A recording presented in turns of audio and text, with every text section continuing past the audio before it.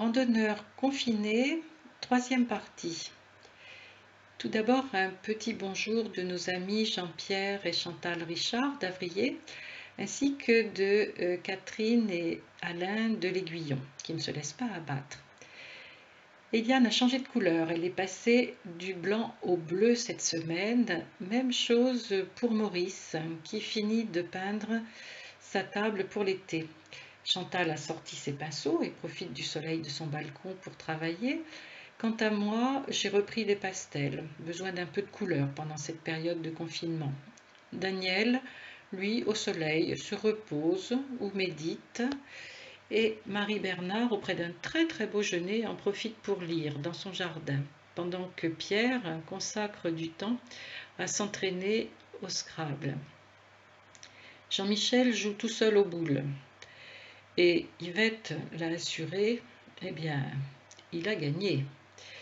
Et à ce titre, elle lui a remis la médaille d'or. Le voilà donc décoré, un peu comme un empereur romain d'ailleurs. Sylviane s'entraîne sur son vélo d'intérieur, le Tour de France est reporté, ça laisse un petit peu de temps. Et à Talmont, Zorro est arrivé dans le jardin de Françoise, qui tout en noir et rouge travaille à tailler les arbres. Lily, elle aussi, profite du beau temps pour s'occuper de son jardin et tailler ses arbres. Les randos sous la pluie manquent à Gilles, alors il a décidé de jouer à l'eau. Jocelyne s'est mise à la couture.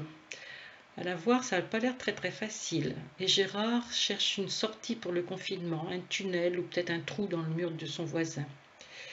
Nadine et Roger appliquent à la lettre les recommandations des médecins et ont décidé de porter un masque pour sortir. Ils ont d'ailleurs que l'embarras du choix dans leur collection de masques. Il n'y a pas à dire, il va falloir faire quelque chose. Françoise hésite à se couper les cheveux et ne sait pas par quelle mèche commencer. C'est peut-être prudent d'attendre, Françoise. Annie nous prépare de la potion magique pour la sortie du confinement, on en aura bien besoin. Et chez les Vrignot, eh bien, après l'effort, c'est le réconfort. Au soleil, sur la terrasse, rien que du bon temps, vous avez bien raison. Restez bien chez vous et bon courage pour la suite du confinement et à très bientôt.